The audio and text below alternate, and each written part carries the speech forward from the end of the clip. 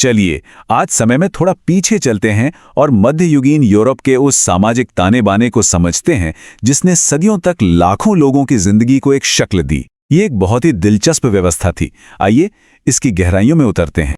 कभी सोचा है कि अगर अचानक से सारी सरकारें, सारे नियम, सारे कानून सब खत्म हो जाएं तो क्या होगा? शायद चारों तरफ अफरा तफरी और अनिश्चितता का माहौल होगा, है ना? बस यही सवाल था मध्ययुगीन यूरोप के लोगों के सामने जब उनका महान साम्राज्य ढह गया। हमारी कहानी की शुरुआत होती है एक बहुत बड़े पतन से। एक ऐसा पतन जिसने पूरे के पूरे महाद्वीप को हिलाकर रख दिया और एक नए दौर की नींव रखी।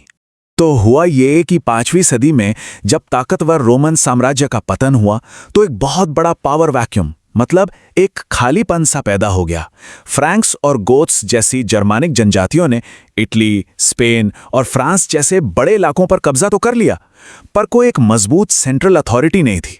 नतीजा, चारों तरफ राजनीतिक अस्थिरता और सामाजिक अराजकता। अब देखिए, इसी उथल पुथल के बीच समाज ने खुद को संभालने और एक सिस्टम में ढालने का एक नया तरीका निकाला। एक ऐसी व्यवस्था जिसकी बुनियाद जमीन, वफादारी और धर्म पर टिकी थी। इस नई व्यवस्था को इतिहासकार कहते हैं फ्यूडलिज्म या सामंतवाद। और ये सिर्फ कोई पॉलिटिकल सिस्टम नहीं था, नहीं, इसने तो मध्ययुगीन यूरोप के आर्थिक, कानूनी, राजनीतिक और सामाजिक, मतलब हर तरह के रिश्ते को एक नई परिभाषा दी। और पता है, इस शब्द की जड़ें ही सब कुछ बता देती हैं। फ्यूडलिज्म आया है जर्मन शब्द फ्यूड से, जिसका सीधा साधा मतलब है जमीन का एक टुकड़ा। तो मतलब साफ था, ये पूरी की पूरी व्यवस्था जमीन पर ही आधारित थी। जिसके पास जमीन, उसी के पास ताकत। तो समाज को मोटे तौर पर 3 ऑर्डर्स या कह लीजिए 3 हिस्सों में बांट दिया गया। पहला वर्ग था पादरियों का, यानी द क्लर्जी, जिनका काम था प्रार्थना करना। दूसरा वर्ग था कुलीनों का, द नोबिलिटी, जिनका काम था लड़ना और सबकी रक्षा करना। और फिर था तीसरा और सबसे बड़ा वर्ग, किसानों का, द पेजेंट्री, जिनका काम था मेहनत करके बाकी दोनों वर्गों का पेट भरना। चलिए, इन वर्गों में से सबसे पहले और सबसे ज्यादा प्रभावशाली वर्ग से शुरू करते हैं, यानी पादरी वर्ग या द क्लर्जी। ये समाज के आध्यात्मिक गाइड थे। इस पूरे सोशल स्ट्रक्चर के शिखर पर था कैथोलिक चर्च। और ये सिर्फ कोई धार्मिक संस्था नहीं थी, ये तो उस वक्त की सबसे बड़ी, सबसे ताकतवर शक्ति थी यूरोप में। यहां तक कि राजाओं और अमीरों को भी अपनी शक्ति के लिए चर्च से ही मान्यता लेनी पड़ती थी। चर्च का अपना एक बहुत ही ऑर्गेनाइज स्ट्रक्चर था। सबसे ऊपर थे पोप, जो रोम में बैठते थे। उनके नीचे पूरे यूरोप में फैले बिशप और पादरी काम करते थे। बिशपों का दर्जा तो एक तरह से धार्मिक कुलीनों जैसा था। उनके पास भी बड़ी बड़ी जमीनें और जागीरें होती थीं। और हाँ, एक जरूरी नियम यह था कि महिलाएं पादरी नहीं बन सकती थीं। अब सवाल ये उठता है कि चर्च का समाज पर इतना गहरा असर था कैसे? ये असर सिर्फ आध्यात्मिक नहीं था, बल्कि लोगों की रोजमर्रा की जिंदगी और उनकी जेब तक पर था। चर्च की आर्थिक शक्ति का एक बहुत बड़ा स्रोत था टाइथ नाम का एक टैक्स। ये एक धार्मिक कर था जो हर किसी को देना पड़ता था, खासकर किसानों को। और ये टाइथ था कितना? किसानों को अपनी साल भर की पैदावार का 10वां हिस्सा चर्च को देना पड़ता था। सोचिए, ये उस बोझ का सिर्फ एक हिस्सा था जो वो उठाते थे। इसके अलावा उन्हें अपने जमींदार को भी लगान देना होता था। लेकिन बात सिर्फ पैसों की नहीं थी। चर्च का कंट्रोल लोगों की जिंदगी के हर पहलू पर था। किसी के जन्म से लेकर उसकी शादी और फिर मौत तक, हर बड़े मौके पर चर्च की भूमिका अहम होती थी। इन पवित्र अनुष्ठानों के जरिए चर्च ने समाज पर एक गहरा नैतिक और सामाजिक नियंत्रण बना रखा था। अच्छा, इसी पहले वर्ग में एक और ग्रुप था जो समाज से थोड़ा अलग थलग रहता था, पर उनका रोल बहुत बहुत जरूरी था। ये थे भिक्षु और उनके मठ, जिन्हें मॉनेस्ट्रीज कहते हैं। ये भिक्षु यानी मॉन्क्स वो लोग थे जो दुनियादारी, परिवार सब कुछ छोड़कर बस ईश्वर की सेवा में लग जाते थे। उनकी जिंदगी मठों की दीवारों के अंदर प्रार्थना करने और मेहनत करने में ही गुजरती थी, जो बाकी समाज की जिंदगी से बिल्कुल अलग थी। और ये मठ कोई नई चीज नहीं थे। इनका इतिहास सदियों पुराना था, जैसे कि 529 ईस्वी में सेंट बेनेडिक्ट का बनाया हुआ मठ, या फिर 910 में बरगंडी में बना मशहूर क्लूनी मठ। अक्सर अमीर लोग इन्हें जमीनें और पैसा दान में देते थे। लेकिन ये मठ सिर्फ प्रार्थना की जगहें नहीं थी, ये उससे कहीं ज्यादा थे। ये उस दौर में शिक्षा के बड़े केंद्र थे, जहां प्राचीन ज्ञान को पांडुलिपियों में सहेज कर रखा जाता था। इतना ही नहीं, खेतीबाड़ी की नई नई तकनीकें भी यहीं से निकलती थी। तो एक तरह से ये ज्ञान और संस्कृति के रक्षक थे। चलिए शुरुआत एक बहुत ही सीधे सवाल से करते हैं। मध्य युग में यानी मिडिल एजेस में जमीन की कीमत क्या हुआ करती थी? सोना, चांदी? जी नहीं। उस दुनिया में जमीन की असली कीमत थी वफादारी और सेवा। ये एक ऐसी दुनिया थी जहां सारे रिश्ते जमीन से जुड़े थे और जमीन जुड़ी थी वफादारी से। और बस यहीं से इस पूरे सिस्टम की नींव पड़ती है, वफादारी के बदले जमीन। ये एक सीधा सादा सौदा था, एक अदला बदली जिसने उस समय के पूरे समाज के ताने बाने को बुन दिया था, एक राजा से लेकर एक आम किसान तक। इस रिश्ते को एक खास नाम दिया गया था, वासिलेज। ये एक तरह का औपचारिक समझौता था। देखिए, एक होता था सिग्नियर यानी लॉर्ड या कह लीजिए स्वामी। वो अपने वसाल यानी अपने सामंत को जमीन का एक टुकड़ा देता था जिसे फीफ कहते थे, और बदले में वसाल अपने लॉर्ड के लिए अटूट वफादारी और जंग के समय में अपनी सेना के साथ सेवा देने की कसम खाता था। बस यही था सामंतवाद का पूरा खेल। तो चलिए अब इस सामाजिक पिरामिड के सबसे ऊंचे हिस्से पर चलते हैं, उस तबके की दुनिया में जिसके हाथों में सारी जमीन और ताकत थी, यानी सामंत वर्ग, द नोबिलिटी। अब सुनिए इन सामंतों के ठाठ बाट। इनके पास जो अधिकार थे वो कमाल के थे। अपनी जमीन पर इनका पूरा कंट्रोल था। ये फ्यूडल लेवीज के नाम पर अपनी खुद की सेना तक खड़ी कर सकते थे। इतना ही नहीं, ये अपने सिक्के भी डाल सकते थे। जरा सोचिए, एक तरह से तो ये अपनी जागीर के छोटे मोटे राजा ही थे जो मैनर हाउसेस कहलाने वाले बड़े बड़े किलों में रहा करते थे। और इनकी जिंदगी का बस एक ही चक्कर था, शिकार करना, बड़ी बड़ी दावतें देना और हाँ, हर वक्त जंग के लिए तैयार रहना। उनका मेन काम ही यही था कि अपनी लड़ने की काबिलियत को बनाए रखें और अपने लॉर्ड के एक हुक्म पर हाजिर हो जाएं। और ऐसा नहीं था कि ये सब बस ऐसे ही चल रहा था। उस दौर का पूरा कल्चर ही इस चीज को ग्लोरीफाई करता था। फ्रांस में जो घुमंतू गायक होते थे, जिन्हें मिन्स्ट्रेल्स कहते थे, वो जगह जगह जाकर राजाओं और शूरवीरों की बहादुरी के किस्से सुनाते थे। ये जो 13वीं सदी की फ्रांसीसी कविता की लाइन है, वो इसी भावना को दिखाती है। जो एक शूरवीर है, उसे भूमि का स्वामी बनने के लिए चुना गया है। इससे शूरवीर का रुतबा और भी बढ़ जाता था। लेकिन एक सवाल उठता है, इस शानदार जीवन शैली और इन लड़ाइयों का सारा बोझ आखिर उठा कौन रहा था? तो चलिए अब उस शानदार दुनिया से उतरकर जमीन पर आते हैं, उस वर्ग के पास जिसके कंधों पर ये पूरा का पूरा सिस्टम टिका हुआ था, किसान वर्ग। अब देखिए, किसानों में भी दो अलग अलग वर्ग थे। एक थे फ्री पेजेंट्स यानी आज़ाद किसान। ये लॉर्ड के खेतों पर काम तो करते थे, जिसके बदले में लेबर रेंट देते थे, और साथ ही राजा को टेले नाम का एक डायरेक्ट टैक्स भी चुकाते थे। पर दूसरी तरफ थे सर्फ्स, जिन्हें हम कृषि दास कह सकते हैं। ये बेचारे तो जमीन से बंधे हुए थे।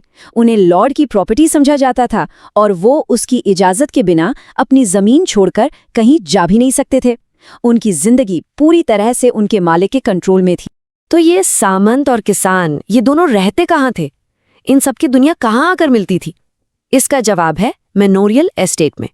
मैनोर को समझिए सामंत की अपनी छोटी सी दुनिया, एक ऐसा इलाका जो सामंती अर्थव्यवस्था का सेंटर पॉइंट था। ये अपने आप में एक आत्मनिर्भर दुनिया थी जहां जरूरत की लगभग हर चीज बन जाती थी। जरा सोचिए, एक आम मैनर में क्या क्या होता था। सबसे पहले तो लॉर्ड का आलीशान घर, फिर किसानों की छोटी छोटी झोपड़ियां, दूर दूर तक फैले खेत, जानवरों के लिए एक कॉमन चारागाह, और हाँ, एक चर्च। ये एक छोटा सा गांव था जो अपने आप में पूरा था और सबकी जिंदगी इसी के चारों ओर घूमती थी। जैसा कि ये एक लाइन बिल्कुल साफ साफ बताती है, मैनोर सामंती जीवन का आर्थिक हृदय था। यहीं सब कुछ पैदा होता था और यहीं पर वफादारी और सेवा की अदला बदली रोज की हकीकत थी। तो क्या ये सिस्टम बस मध्य युग में शुरू होकर वहीं खत्म हो गया? नहीं, बिल्कुल नहीं।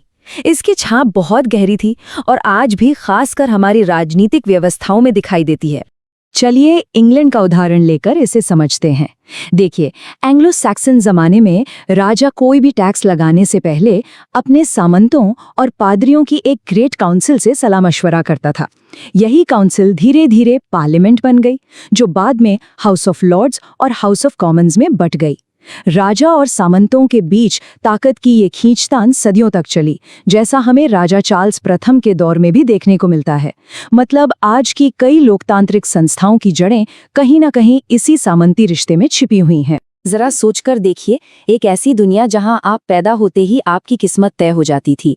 आप क्या बनेंगे, क्या करेंगे, सब कुछ पहले से लिखा हुआ।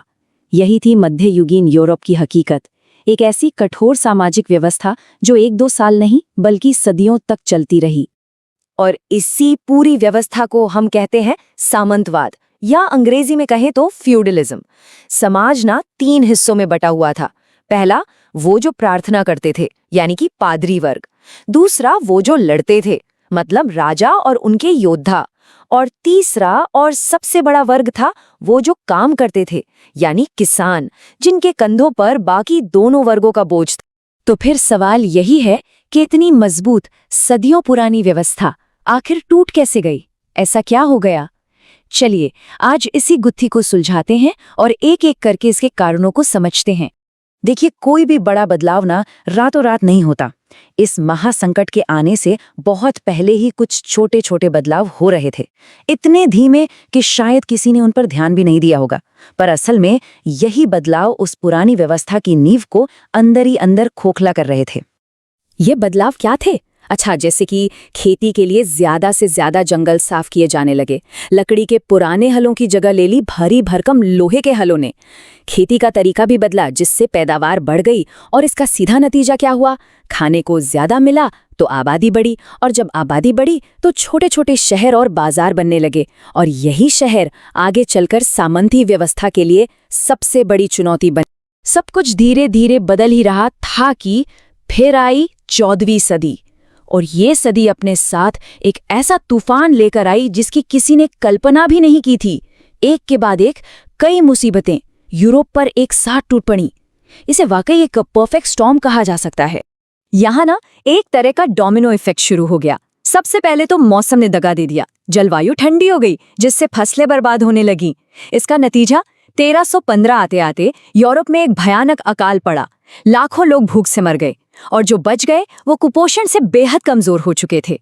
और फिर इसी कमजोर भूखी आबादी पर कहर बनकर टूटी 1347 की ब्लैक डेथ यानी प्लेग की महामारी।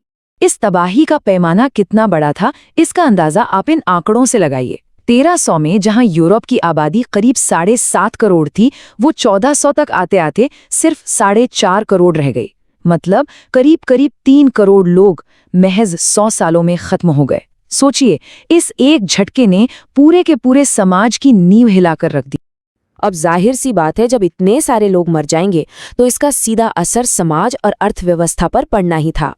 और यहीं से शुरू हुआ जमींदारों यानी लॉर्ड्स और किसानों के बीच एक बड़ा टकराव। वो टकराव जिसने पुरानी व्यवस्था की चूल्हे हिला दी। तो देखिए, यहाँ पर दोनों पक्षों के हित एक दूसरे से पूरी तरह टकरा रहे थे।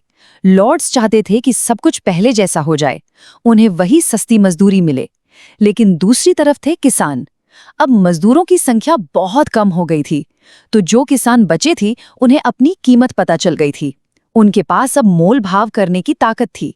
उन्होंने कहा, हमें ज्यादा मजदूरी चाहिए और ज्यादा आजादी भी। और इस पावर शिफ्ट का असर कितना जबरदस्त था, ये देखिए। इंग्लैंड जैसे देशों में तो मजदूरों के पगार में 250%, जी हाँ 250% तक का उछाला गया। ये एक साफ इशारा था कि सत्ता का पलड़ा अब जमींदारों से खिसककर आम लोगों की तरफ झुक रहा था। लेकिन लॉर्ड्स इतनी आसानी से हार मानने वाले नहीं थे। उन्होंने जबरदस्ती पुरानी व्यवस्था को लागू करने की कोशिश की, और इसका नतीजा पूरे यूरोप में विद्रोह की आग भड़क गई। 1323 में फ्लैंडर्स में, 1358 में फ्रांस में, 1381 में इंग्लैंड में एक के बाद एक किसान विद्रोह हुए। ये बताता है कि ये कोई छोटी मोटी घटना नहीं थी, बल्कि पूरे समाज में एक बड़ी उथल-पुथल मची हुई थी। तो अब जब सामंती लॉर्ड्स कमजोर पड़ गए तो एक पावर वैक्यूम, मतलब सत्ता का एक खालीपन सा पैदा हो गया। अब सवाल था कि इस खाली जगह को भरेगा कौन? और यहीं पर दो नई ताकतें उभरकर सामने आईं। एक तरफ थे राजा और दूसरी तरफ थे शहरों में बसने वाले नए लोग। राजाओं ने इस मौके को हाथ से जाने नहीं दिया। फ्रांस के लुईस 11 या इंग्लैंड के हेनरी 7 जैसे शासकों ने फौरन एक्शन लिया। उन्होंने क्या किया? उन्होंने अपनी परमानेंट सेनाएं खड़ी की, पूरे देश में एक टैक्स सिस्टम लागू किया और राजकाज चलाने के लिए पढ़े लिखे अधिकारियों की भर्ती की। इन सब कदमों से उन्होंने धीरे धीरे लॉर्ड्स की बची खुची ताकत भी खत्म कर दी और सारी पावर अपने हाथ में ले ली। और राजाओं के साथ साथ एक और वर्ग था जो ताकतवर हो रहा था, एक बिल्कुल नया वर्ग जिसे हम चौथा वर्ग कह सकते हैं। ये कौन लोग थे? ये थे शहरों में रहने वाले व्यापारी, कारीगर, वकील, मतलब वो लोग जो न तो पादरी थे, न योद्धा थे और न ही किसान। वो इस पुरानी 3 वर्गों की व्यवस्था से बिल्कुल बाहर थे। अब इन शहरी लोगों ने खुद को संगठित करने का एक तरीका निकाला जिसे कहते थे गिल्ड। आप इसे कारीगरों और व्यापारियों की यूनियन जैसा समझ सकते हैं।